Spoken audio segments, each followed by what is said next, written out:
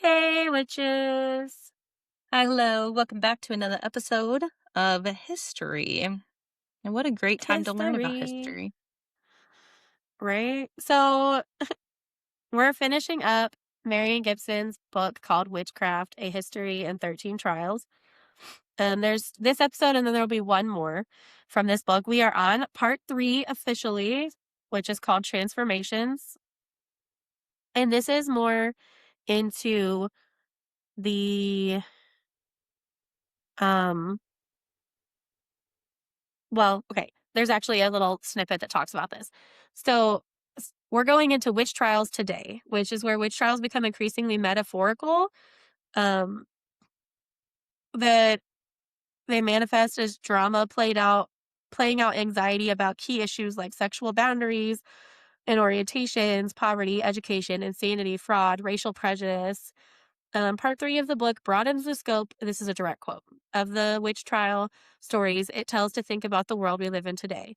Witch trials continue both metaphorically and in grim reality, and in both forms they demand our attention. These last 2 chapters focus that attention on 2 continents, Africa and North America.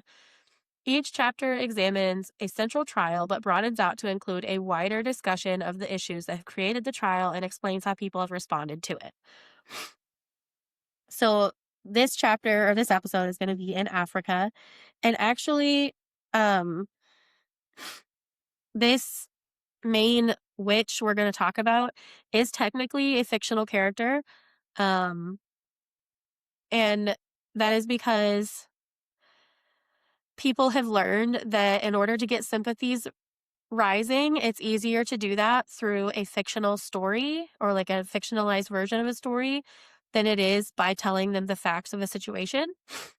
Um, so if you'll remember, in the past, we were talking about the Loretto murders that occurred in like Lesotho and other areas across Southern Africa. So, mind you, we're in present day now.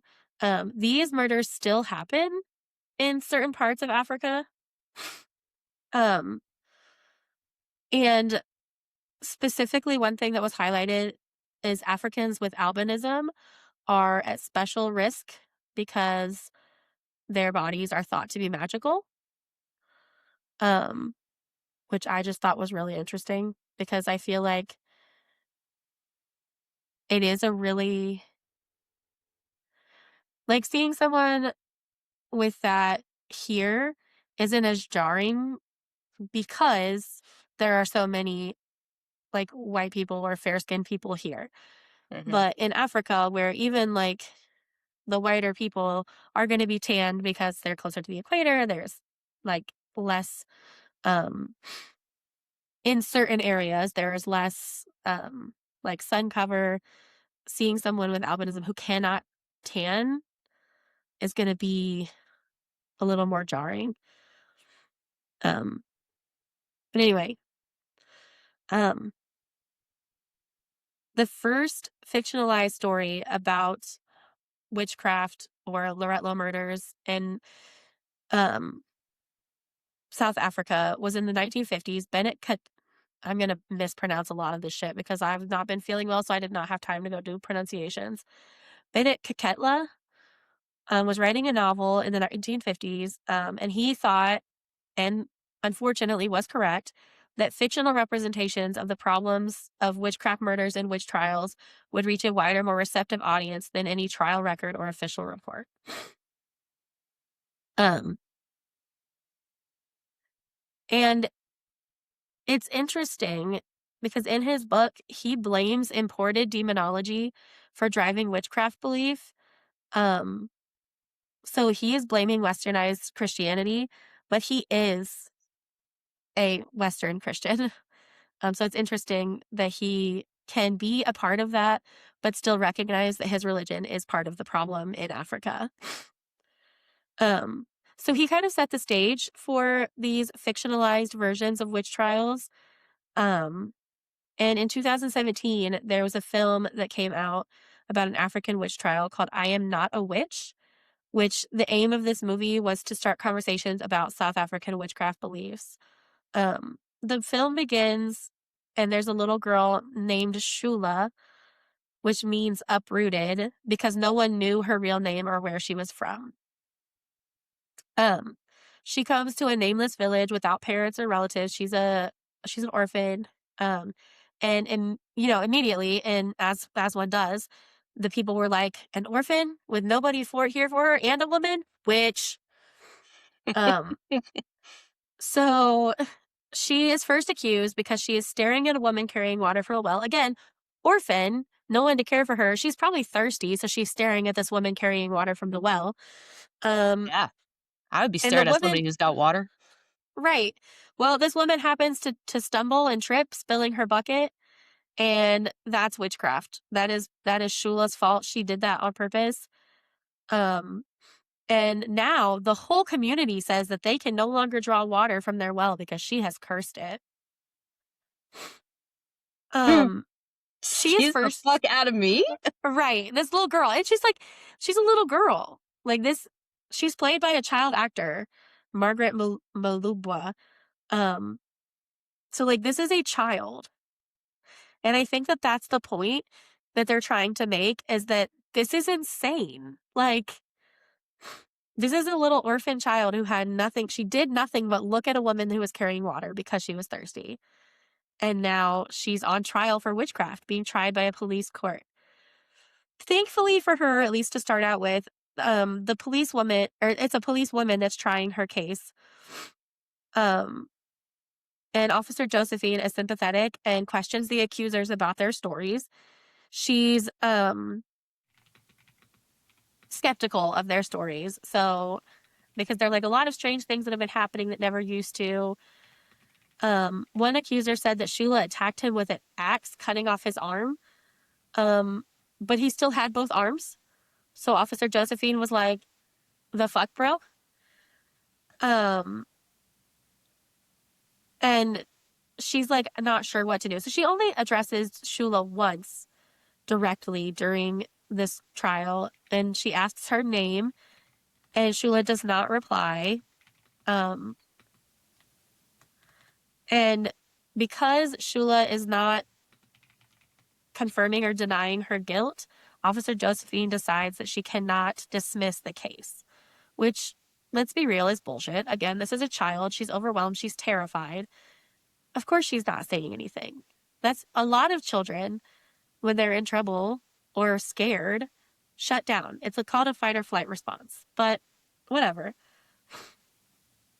So Officer Josephine decides to talk to a local politician. The local minister is Mr. Banda about what to do.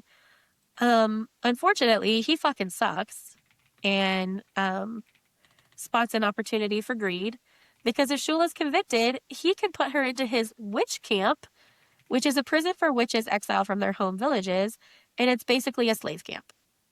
Um, so Mr. Banda asks a witch doctor to try Shula's case magically by killing a chicken and divining Shula's guilt from the manner of its death.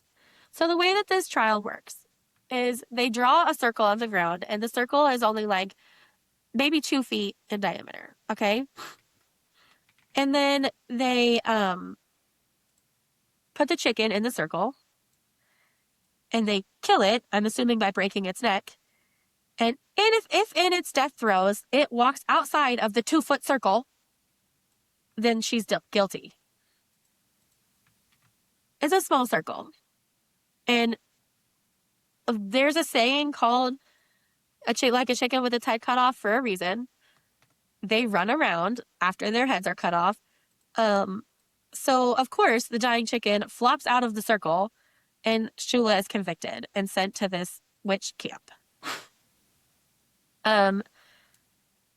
Most of these witches labor in the fields for local gang masters under Mr. Banda's guardianship. So this is kind of like, I mean, it's not a sexual thing in nature, at least not that's mentioned in this book. I'm sure it happens though. But he's basically like their pimp. Like, and he like rents them out to people and they work for him for free, which is fucked. Ew. Um, but Mr. Banda has realized that Shula being young and like still pretty and stuff um, he can earn even more money from her, not in a sexual way, thankfully, but he presents her as a diviner. Um, and he dresses her up in theatrical costumes, puts ruffles and feathers all over her, paints her body, and makes her like identify thieves, make rain, entertain audiences. Like she she's a performing person now. Um, so these women's lives are now just driven by corruption, misogyny, post-colonial economic strain. They're prisoners and spectacles, and they don't have a choice. Um, so while in the movie, the other prisoners are kind to Shula, it is clear that she is still not safe. There are angry mobs because, again, even though she was convicted of witchcraft, this man has dressed her up and sent her back out to do more witchcraft, basically, by having her act as a diviner. So there are angry mobs, and then obviously Mr. Banda, her guardian, is a danger to her as well. At some point, um, she is killed in unexplained circumstances, and her body is dumped outside the witch camp. Um, and that's kind of how her story ends. Um, but Shula's story is based on real witchcraft accusations and real witch camps that exist today, like in modern times, in Zambia, Ghana, and Southern Africa. Um, so that's why this movie was made, was to like bring awareness of these places. Um, and some of these women, unfortunately, in these camps almost have a form of Stockholm syndrome because they feel um sometimes that these witch camps still feel safer than being home. Um, so some of these real accused witches, again, I apologize, I did not have time to do pronunciations for these. Hawabu Isahaku recounted to a TV crew how her accusers back home beat her with a metal bar until her whole body was soaked in blood. That was her trial. She God made it damn. through her trial, right? She made it through her What year? trial alive. This is 2017, 2018. God, this is like 1200s, like bullshit. Yeah. Um, so she survived, but she's traumatized by the way her whole community turned on her because think about it, living in like a small village or a small town, like her whole community turned on her and beat her till she was almost dead. And these are people that like she had, at the very least had acquaintanceships with and smiled at while she was walking to the well, or you know what I mean? Like, Mm-hmm. um, and they didn't seem to care whether she died or not. And this is unfortunately the reality for a lot of witches or convicted witches that are not banished to these witch camps. They are often simply murdered by their own communities, which we're not going to argue the semantics of which is worse, being in a witch camp or being dead. But Either way, it shouldn't happen. How about that? yeah. So in That's what we're gonna argue. 2021, yeah, in 2021, the United Nations argued all states for the first time to condemn harmful practices related to the accusations of witchcraft and take all measures necessary to end them. So in 2021, let me say that again. In 2021, the United Nations finally is like, we should get involved. Um, and let me explain why it didn't happen until 2021. Because European nations had already stopped doing this shit by then. So it was only black and brown people that were still having this problem. That's why it took so long. Let's be absolutely clear. Um, anyway, second of all, um, like in Shula's story and Bennett Kaketla's novel, um, these two fictionalized stories showed how the fictional representations of real events can make a difference to people's understanding and kind of investment in these things. So people did start getting involved and start trying to do something about it at this point. Um, although there's always the good in the media and the bad in the media, right? Hmm. Because but I did not realize that this was a thing. But you know how like there's Hollywood and then in India it's Bollywood? Yeah. Well, in Nigeria, it's Nollywood. So, Nigerian film and TV drama is responsible for spreading real life witchcraft accusations across Africa. Since 1991, Nollywood producers have developed fantasy soap opera series of witch themed dramas, which draw on Christian theology, world horror cinema, and African folktale. And they portray witchcraft as if it were a real threat with witch TV villains acting out demonology. So, where you have books and movies like Shula and Bennett's novel, like condemning these negative witch trial practices, you have this other side that is like sensationalizing it. Um,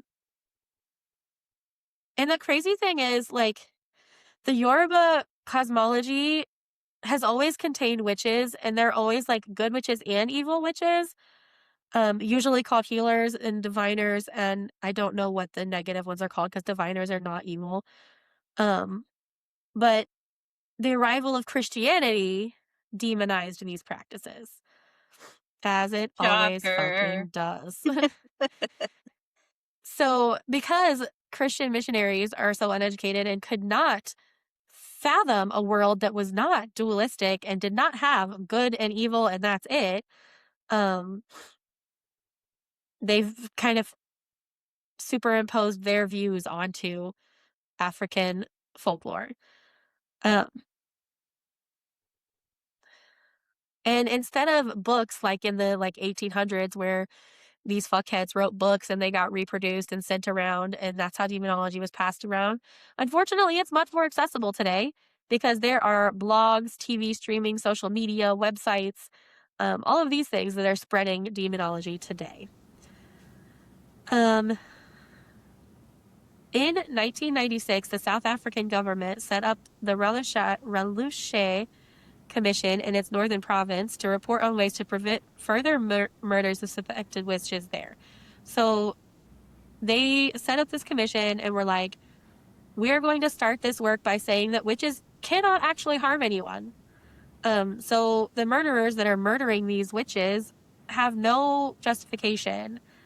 Um, but instead, somehow this got convoluted. The commission's report listed and endorsed reasons to believe in witchcraft, including biblical references to witches and claims such as, and I quote, Shakespeare would not have referred to witches if they did not exist.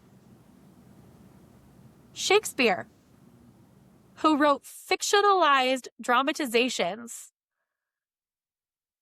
would not have referred to witches if they did not exist. So can we ask the same person, do fairies exist? Right, I'm saying, like, Because if that's the case, the Midsummer's Night Dream happened and thank fairies are you. real. Thank you. So this commission basically they had good intentions to start out with, but they couldn't see how to end the violence against accused witches without denying the existence of witchcraft, which they were unwilling to do. So basically they were like, no, witchcraft is real. Um, and we don't know how to stop people from murdering these witches without denying witchcraft is real, which we're not going to do. So that was kind of a failed Snorkel. Yep. attempt. Um, and so witch trials were happening in Africa before European Christians arrived. Um, but they changed the scale of these witchcrafts. Um, so in 1880, so we're jumping way back, there was a witch trial in Africa, in Zimbabwe. The Amnadabeli king and his sister, which only has one vowel and it's like a 13-word name, so I'm not even going to try to pronounce it. Um, so the king, his sister, and 6 others were hanged for witchcraft because they were thought to have bewitched the king's wife, causing infertility.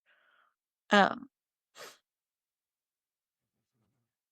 no, the king was not murdered. He had his sister and 6 others hanged. And he also was said to have executed 9 or 10 witches monthly, just for shits and giggles, I Jesus guess. Christ. So this was in the past, right? So like this is just showing like this was happening there before Christianity got there, but Christianity like made it explode and made it much bigger and more accessible.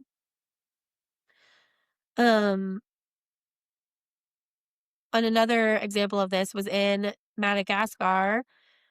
Mass witch trials of rebellious districts were reported in the mid 19th century.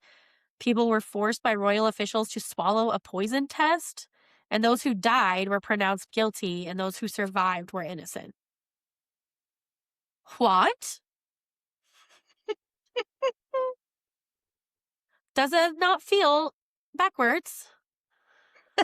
Like, That is backwards. at least the dumbasses that were drowning people were like, if you drown, you're innocent. Which still was fucked because now you're dead, but you were innocent. Don't worry, Anyway, guys. It'll be okay. that's the insanity that is witch trials. Um, Alongside all of this, scholars have recently suggested that the earlier transatlantic slave trade um, was seen by its victims as a type of witchcraft. Because they previously imagined witches consuming happiness, fertility, and wealth. So when they were enslaved and stolen from their homes, they were worried that when they arrived to their destination in Barbados or Boston, that they were going to be literally eaten by the witches who abducted them.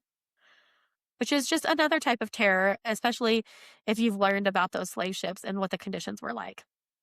Yeah, half of them didn't even make it to their Right. final destination. Um, and so after the end of institutional slave trade in the mid 19th century, European colonial administrators helped victims of witch of witch accusations. My goodness. Um, and the skepticism and arguments about whether or not witches were even real made formal witch trials impossible.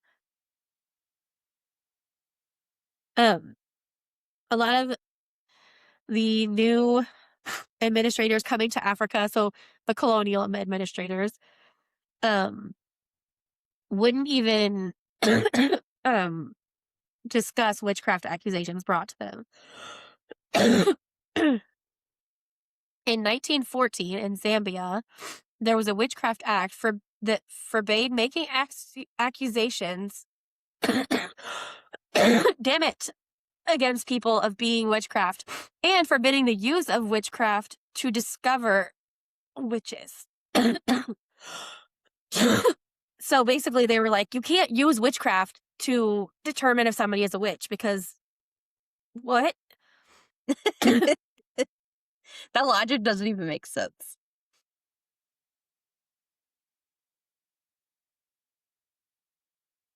Don't worry, she's dying off camera.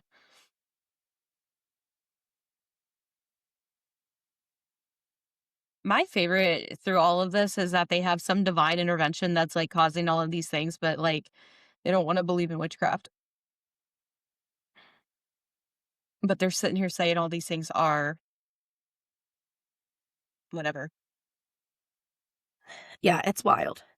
Okay. Um, as early as the 1920s, a witch hunt in British-controlled Nigeria was begun by a spirit movement containing elements of both African trance magic and Christian ecstasies. So this is where, Ecstasies. What? yeah. So we're starting to bring in the Pentecostals. The Pentecostals are arriving in Africa. Okay. So the spirit movement's worshippers believed that they became possessed by the Holy Spirit, which was thought to be able to detect witches. So they are starting to speak in tongues and prophesying and all of this. And this is how they're starting to ferret out these witches because It's that's wild. normal. Um, and in It's true wild. Pentecostal fashion, they're like, they're like, the TV and the phone and all of these electronics are evil and they're the devil and they're tools of the witches. Which Hell yeah. semantics. That sometimes I do think technology is a little bit evil, but it's more how the technology is used. Yeah. But this is just getting more and more crazy. As soon as the Pentecostals come in the picture, you just know that shit's about to get wild, right? Like, and this is coming from someone who was raised Pentecostal, so do not at me. I was raised in that theology. I know the I am theology. well aware of I its watched my acceptance. grandmother, who was the most like quiet, straight-laced, like, I don't know, not formal, but like society type woman. She was a member of before the Red Hat Society became what it is today. There used to be the Red Hat Society, which was like fancy hats with feathers and shit.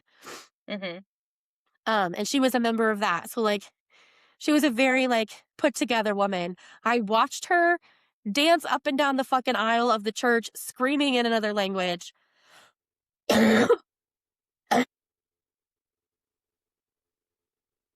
I've been there, okay? I've been in the Pentecostal church. I know about it. So don't at me. When the Pentecostals show up, shit gets weird. Um, anyway, they're using their supposed holy possession, because that's what it is. They're being possessed by the Holy Spirit. Just because you call it a Holy Spirit and not a regular spirit. Anyway, that's a whole nother. This is getting me heated. Um, they're basically using the Pentecostal faith and that shit to determine who's witches and who's not, as they do. In Cameroon, community leaders decided the appropriate response to children's special powers was to exorcise them. So now we're doing exorcisms on children. And if you've ever seen like the movie The Exorcism, that's not a dramatization. I mean, it is a dramatization, but that is actually how exorcisms go, if not mild. Like Yeah. exorcisms are terrifying. Um, and as news of child witches spread across the continent through newspapers, TV, preaching, all of these various things, exorcisms multiply. But wait, I thought technology was the devil and we shouldn't listen to it. That only applies when you're not talking about who's witches. So these exorcisms involve torture, murder, and banishment of children across Africa. That's fucked. And often a child's witch trial would have happened just like Shula's, with elders turning on that child when these misfortunes occurred.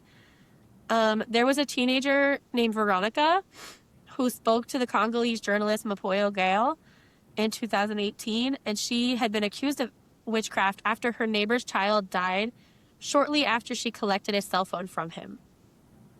So she got a cell phone from this man, and then his child died, and he sent a witch doctor to her house to find out if she cast a spell on his child. She did get convicted at this illegal informal trial. She was convicted and exiled from her village. And in 2018 was living in an orphanage where she spoke to this journalist.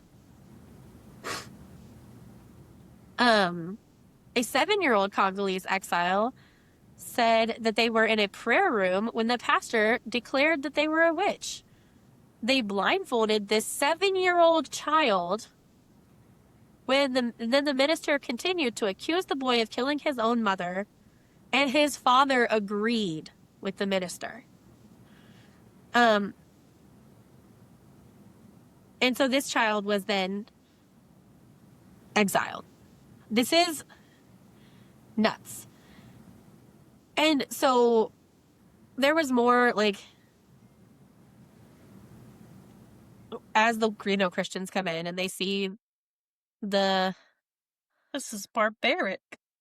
well, yeah, they say it's barbaric, but also a lot of They're it doing the is same. coming that, and it's coming from their views. So a lot of the African witch accusers are using Satan as their reasoning. So they're saying Satan is destroying their communities.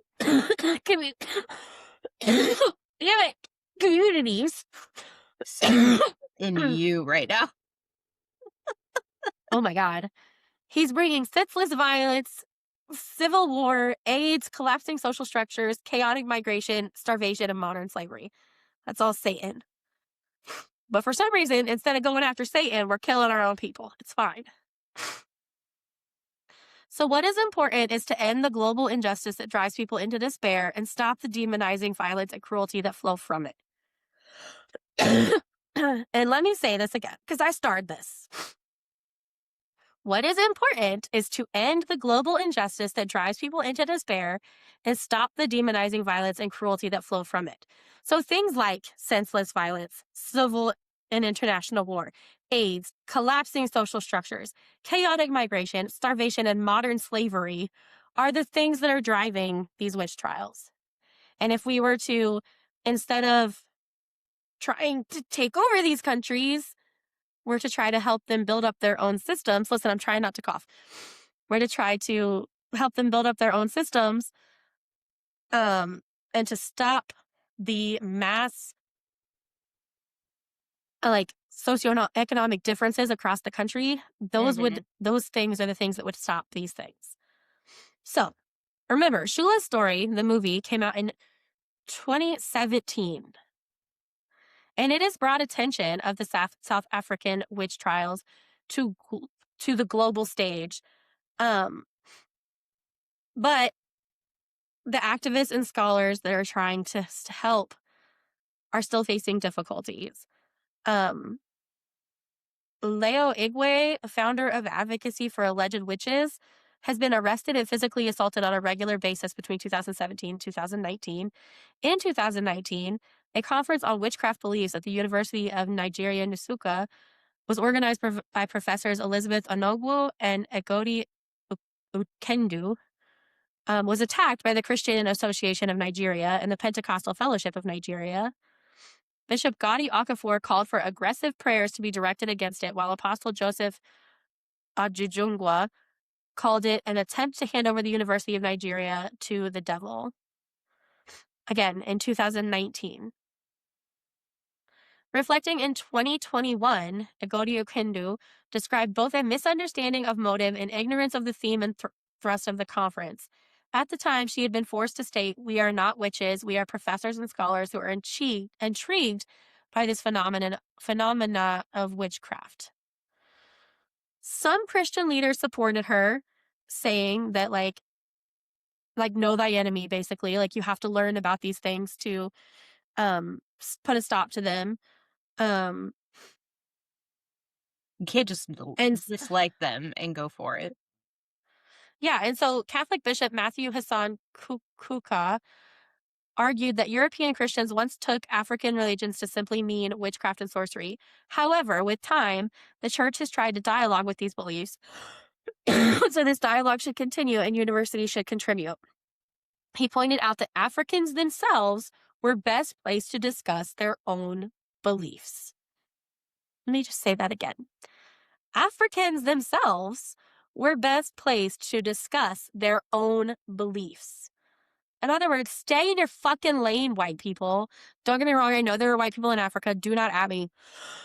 I'm aware. I am well aware. But, like, anyway.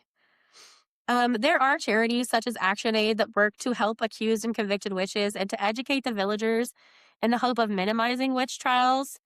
The Witchcraft and Human Rights Information Network connects those who are concerned about witch-related violence, including Loretto-style killings and witchcraft trials, with the aim of developing solutions, training, and resources. Children like Shula and Women, like her fellow inmates at the witch camp, can be offered practical help, advocacy support, resettlement, and financial aid to escape from accusers and exploiters to restart their lives.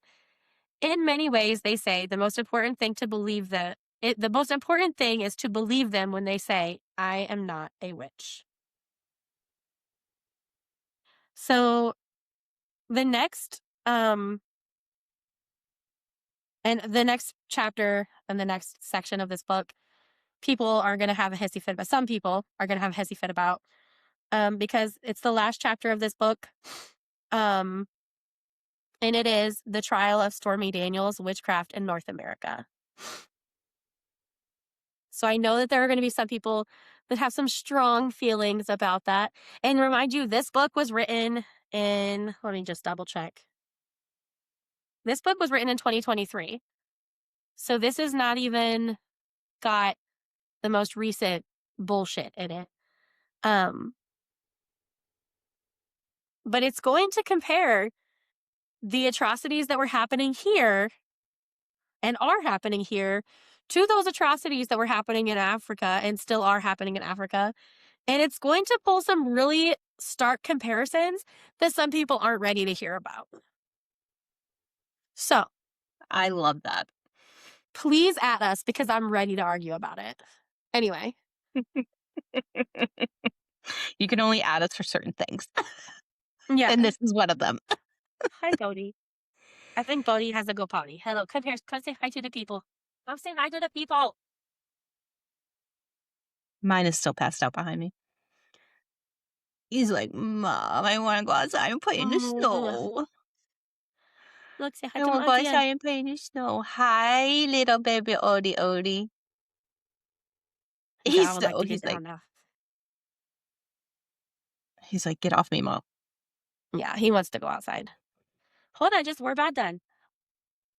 But that is the trial of Shula and modern African witch trials. What the fuck? Yeah. Oh my God. Well, that was an eventful session. It was also longer than I thought it was going to be. So there we go. Yeah. Well, it was all the coughing you did. Yeah, I kept having to pause to die. It's fine. Oh my God. All right. Well, there you go. There's your history of the day. And until next time. Bye.